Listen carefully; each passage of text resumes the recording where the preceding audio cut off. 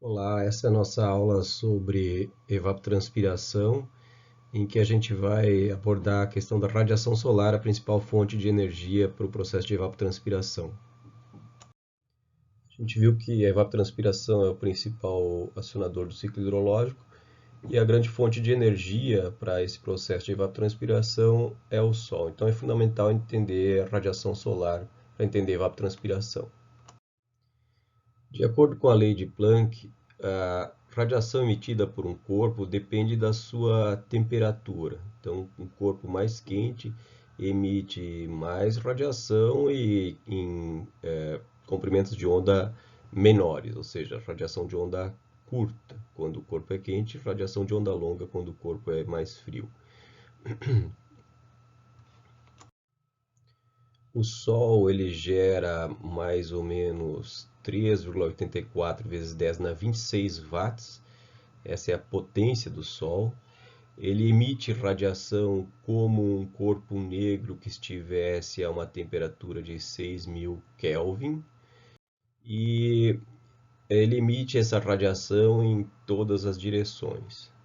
Então, a densidade de radiação que atinge uma determinada região depende da distância que essa região está do Sol. A Terra está em órbita em torno do Sol a uma certa distância. Nessa região da órbita da Terra, a gente tem uma densidade de energia da ordem de 1.366 a 1.367 watts por metro quadrado. Mas a distância da Terra em relação ao Sol, ela não é constante, ela varia ao longo do ano, porque a Terra está numa órbita elíptica em torno do Sol. Então a gente tem um momento do periélio, em que a Terra está mais próxima do Sol, a uma distância de 147 milhões de quilômetros aproximadamente, e a gente tem o afélio, o momento que a Terra está mais distante do Sol, que seriam 152 milhões de quilômetros aproximadamente. No momento do periélio, a gente tem uma maior densidade de energia solar atingindo a região da órbita da Terra. E no momento do afélio, a gente tem uma menor densidade de energia por metro quadrado atingindo a região da Terra. Né? Atualmente, as datas de afélio e periélio são 4 de julho, que é o momento de maior distância, e 3 de janeiro, que é o momento de menor distância. Mas a órbita da Terra ela vai se alterando ao longo do tempo, então em 10 mil anos pode ser exatamente o contrário do que a gente tem agora. Então, para estimar a radiação solar sobre a Terra, a gente tem que levar em conta essas correções em função da distância entre Terra e Sol. No periélio, a gente tem a Terra mais próxima do Sol e no afélio, a gente tem a Terra mais distante. No periélio, a gente tem cerca de 3% a mais de energia solar atingindo a Terra em relação à média, e no afélio, a gente tem cerca de 3% a menos em relação à média. Essa correção ela pode ser feita por um fator de excentricidade da órbita da Terra, que depende basicamente do dia juliano. O dia juliano é o número de dias contados a partir de 1º de janeiro, inclusive. Então, 3 de janeiro é o dia juliano número 3, o 1º de fevereiro é o dia juliano número 32 e o 31 de dezembro é o dia juliano número 365. Além da excentricidade da órbita da Terra em torno do Sol, para saber a quantidade de energia solar que atinge um ponto na superfície da Terra, é preciso levar em conta que, em função da rotação da Terra, a gente tem o período diurno, em que há radiação solar, e o período noturno, em que não há radiação solar atingindo um ponto qualquer da Terra. A densidade de radiação que atinge um ponto na superfície da Terra depende também da época do ano. E isso acontece em função da declinação solar. A declinação solar é o ângulo que existe entre o eixo de rotação da Terra e uma linha imaginária que une o centro do Sol ao centro da Terra. Então, no verão, no hemisfério sul, a gente tem os raios solares incidindo mais diretamente sobre o hemisfério sul, e no inverno a gente tem os raios solares incidindo de forma menos perpendicular no hemisfério sul. A declinação solar ela pode ser calculada em função do dia juliano, de acordo com essa equação apresentada aqui. A gente tem um período de declinação solar variando entre menos 23 até mais 23 graus aproximadamente. Menos 23 significa que o Sol está a pino sobre o Trópico de Capricórnio, e mais 23 graus o Sol está a pino sobre o Trópico de Câncer. E quando a declinação solar é zero, são os equinócios, o momento que o Sol está perpendicular sobre o Equador. Então esse seria o momento do 21 de março, aproximadamente, equinócio. O 21 de junho, aproximadamente, é o solstício de inverno no hemisfério sul e de verão no hemisfério norte. O equinócio em 21 de setembro, aproximadamente, e o solstício de verão, no nosso caso aqui, perto do 21 de dezembro. É claro que a quantidade de radiação solar que atinge um ponto na superfície da Terra depende também da interação da radiação com a atmosfera, né? Mas desprezando esse efeito, é interessante analisar qual seria a quantidade máxima de energia solar que poderia chegar em diferentes pontos da Terra. A radiação solar média diária que poderia atingir a superfície da Terra, ela varia, né? Então, no espaço, a gente, sem o efeito de noite e dia e sem o efeito das estações do ano associado à declinação solar, a gente teria uma variação da intensidade de radiação solar devida à excentricidade da órbita da Terra em torno do Sol. Mas a gente teria aqueles valores em torno de 1366, 1367 watts por metro quadrado, né? Num ponto qualquer sobre o Equador, na latitude zero, a gente já teria valores em torno de 400 watts por metro quadrado, né? E variando em função também da declinação solar. No extremo norte do Brasil, que já fica no hemisfério norte, a gente tem uma situação muito semelhante à situação do Equador, embora com um pouquinho defasada. No Trópico de Capricórnio, que fica a 23 graus sul aproximadamente, numa latitude equivalente à cidade de São Paulo aproximadamente, a gente já tem uma variação mais marcada entre a radiação solar no período de verão e no período de inverno, em função da declinação solar. Em Porto Alegre, essa alteração sazonal já é mais evidente. E, finalmente, num ponto no extremo sul do Brasil, no Chuí, a gente teria uma variação já da ordem de 200 watts por metro quadrado aproximadamente no inverno, para mais de 500 watts por metro quadrado no período de verão. Então essa seria a variação. No espaço, considerando a intensidade média de 1367 watts por metro quadrado, equivalente a 100%, a gente teria, chegando ao Equador, uma intensidade de 419 watts por metro quadrado na média, que equivale a 31% da intensidade no espaço. Por que acontece isso? Pelas diferenças noite e dia e pela variação da declinação solar, né? Em Porto Alegre, a gente já teria somente 27% da radiação que poderia ser medida no espaço, e no extremo sul do Brasil, 26%. É possível calcular a densidade de energia solar que seria recebida num ponto qualquer na superfície da Terra, considerando a atmosfera perfeitamente transparente. Ela depende basicamente da latitude, da declinação solar e do dia juliano. O cálculo da radiação solar que atingiria a superfície caso a atmosfera fosse transparente, essa equação está bem descrita no livro texto da disciplina Hidrologia para a Engenharia e Ciências Ambientais, onde explica como obter cada um dos termos exatamente, né?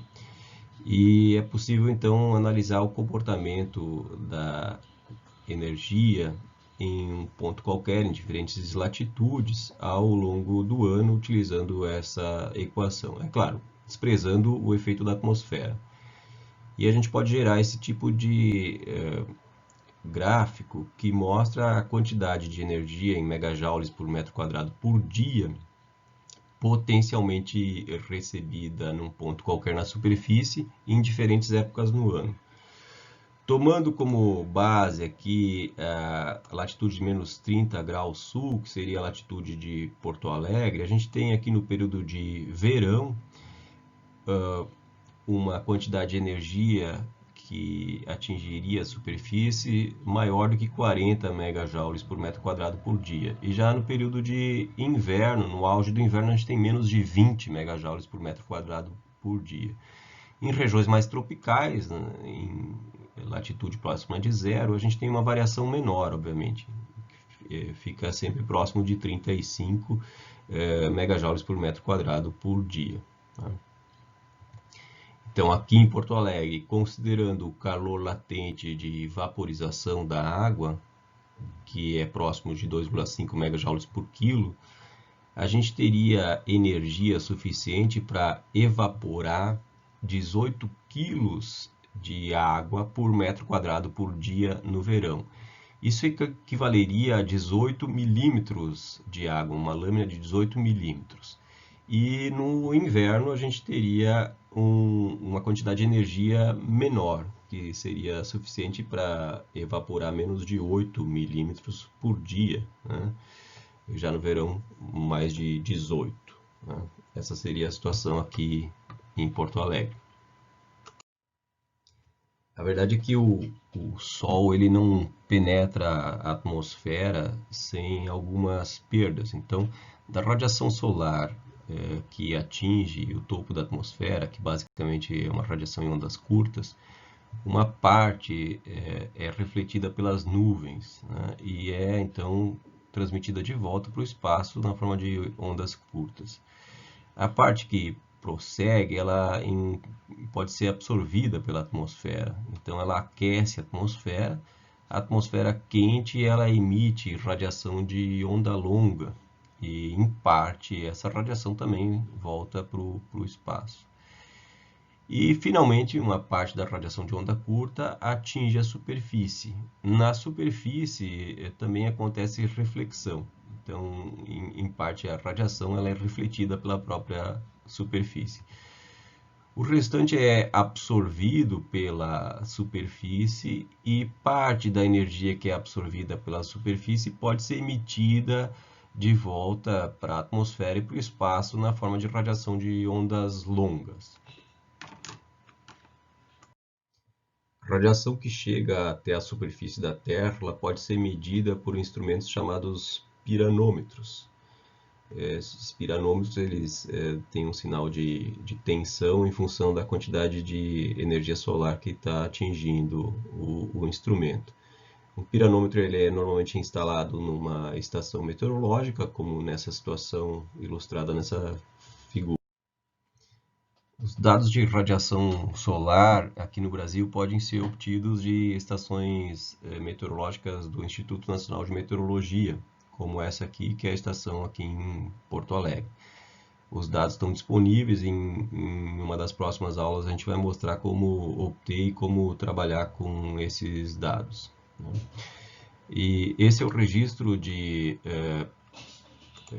dados de radiação solar medidos na estação aqui de Porto Alegre, em que a gente observa ao longo de 2020, aqui desde 1º de janeiro de 2020 até o início de junho, final de junho de 2020, a variação da radiação solar em dados horários. Todo dia a gente tem um pico que acontece por volta do meio-dia, quando a radiação solar está no seu máximo, e à noite a gente tem uma radiação solar igual a zero, obviamente.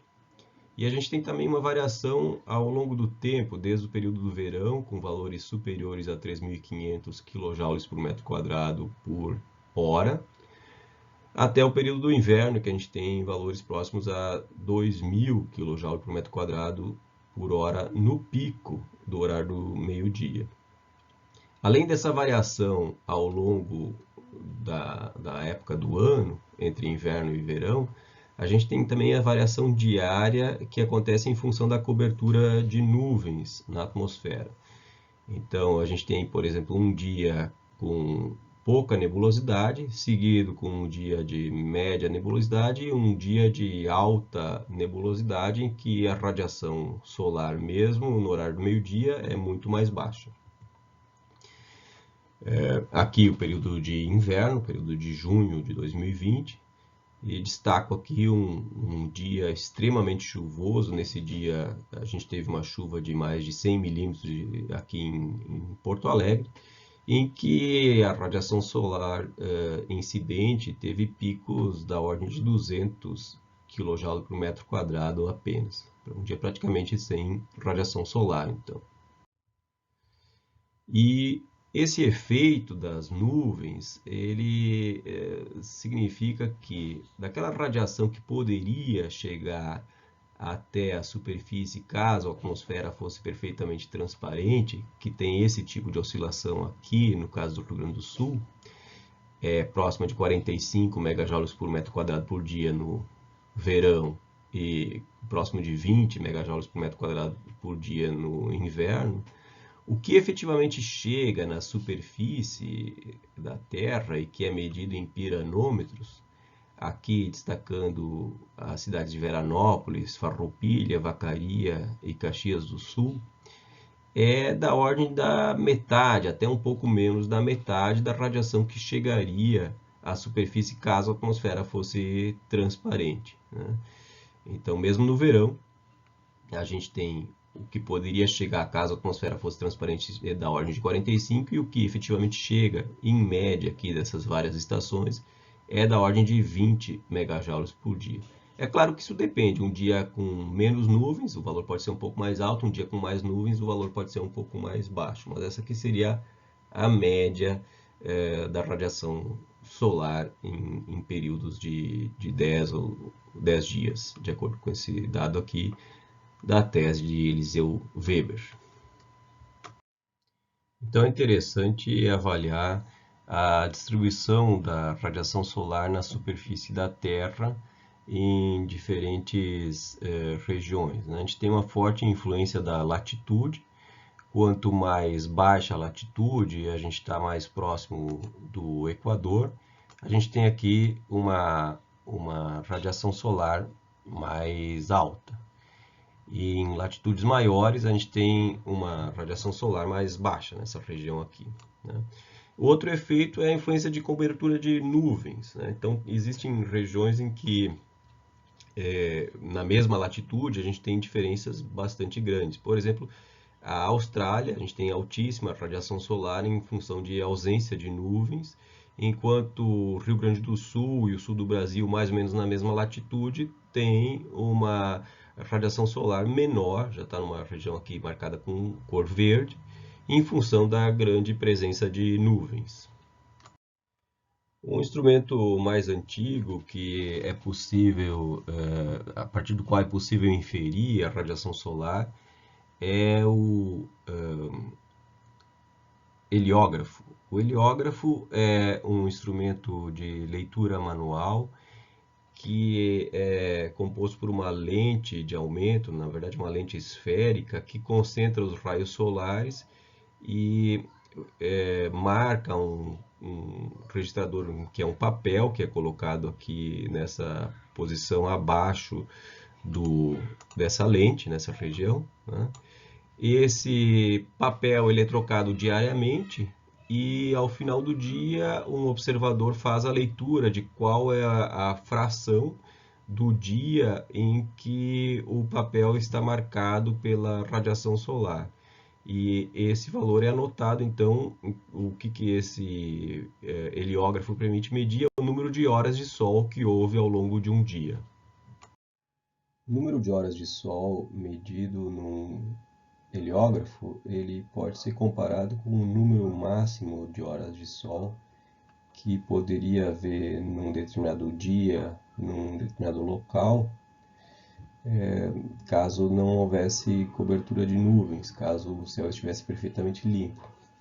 Através dessa equação, em que o parâmetro WS, ou ômega-S, depende da latitude e da declinação solar, que depende do dia juliano. Então, no Equador, a gente tem sempre cerca de 12 horas de sol por dia, no máximo, e à medida que a gente vai para latitudes maiores, a gente tem oscilações. Então, na latitude 40 graus sul, por exemplo, a gente teria um mínimo de em torno de 9 horas de sol no inverno e um máximo de quase 15 horas de sol no verão.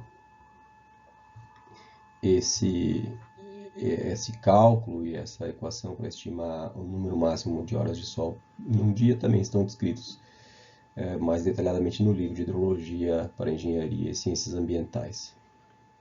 Em alguns locais a gente pode ter medições de horas de sol com heliógrafo, em outros locais a gente pode ter medições de radiação solar diretamente com piranômetros. Existe uma relação entre o número de horas de sol e a radiação solar. Aqui, nesse gráfico, se apresenta a relação entre essas duas variáveis na cidade de Bento Gonçalves. E o eixo horizontal é o número de horas de sol medido, é o N minúsculo, dividido pelo número máximo de horas de sol que poderia haver, como acabei de mencionar, no mesmo local, no mesmo dia. Então, essa variação ela depende da quantidade de nuvens. Se eu tenho o N minúsculo mais próximo do N maiúsculo, eu tenho menos nuvens. E com N minúsculo menor, significa que eu tive maior cobertura de nuvens. E nesse eixo vertical, eu tenho a radiação que foi medida no mesmo local e a radiação que poderia ter sido medida nesse mesmo dia, nesse mesmo local, caso a atmosfera fosse perfeitamente transparente. Então a gente observa que essa relação entre a radiação incidente medida e a radiação incidente caso a atmosfera fosse transparente, ela segue aproximadamente uma tendência que pode ser dada por uma equação desse tipo. A radiação que chega realmente à superfície, ela depende da radiação que poderia chegar até a superfície caso a atmosfera fosse transparente, e multiplicada por um fator que depende de dois coeficientes, AS e BS, e do número de horas de sol que efetivamente houve, dividido pelo número máximo de horas de sol que poderia haver. Então essa regressão ela aproxima esses dados, mas ela não explica toda a variação. A gente vê que tem uma dispersão bastante grande em torno desses dados.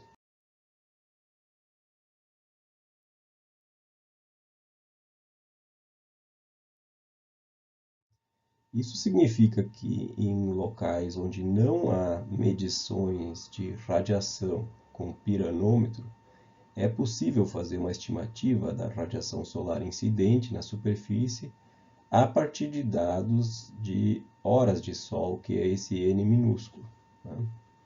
E desses coeficientes AS e BS, que numa média aproximada em todo o globo, o valor de AS seria 0,25 e o valor de BS seria 0,5. O que significa que caso a gente tenha um dia completamente sem nuvens, então N minúsculo é igual a N maiúsculo, a gente teria essa soma aqui, seria 0,25 mais 0,5 vezes 1, a gente teria 75% da radiação total que ocorreria caso a atmosfera fosse transparente. Então esse método também está descrito lá no livro de hidrologia e, se for necessário, pode ser verificado lá. Então, resumindo essa aula, a gente viu que a radiação solar é o grande motor do ciclo hidrológico. A intensidade da radiação solar na órbita da Terra é dada pela constante solar, que é aproximadamente 1.367 watts por metro quadrado. Mas o que efetivamente atinge a superfície da Terra depende da latitude, da época do ano e da transparência da atmosfera. Então, na superfície, a gente pode medir a radiação solar em piranômetros, que normalmente ficam em estações meteorológicas, e, e aqui no Brasil a gente pode encontrar dados de piranômetros em arquivos das estações automáticas do Instituto Nacional de Meteorologia. E caso não existam esses dados de piranômetros, pode-se utilizar também dados de heliógrafos, que eram utilizados mais antigamente, né? E que têm registros também mais longos em alguns casos, que os heliógrafos medem horas de sol por dia, né? E então é chamado de insolação, e a partir dessa insolação é possível também estimar a radiação solar incidente. Até mais.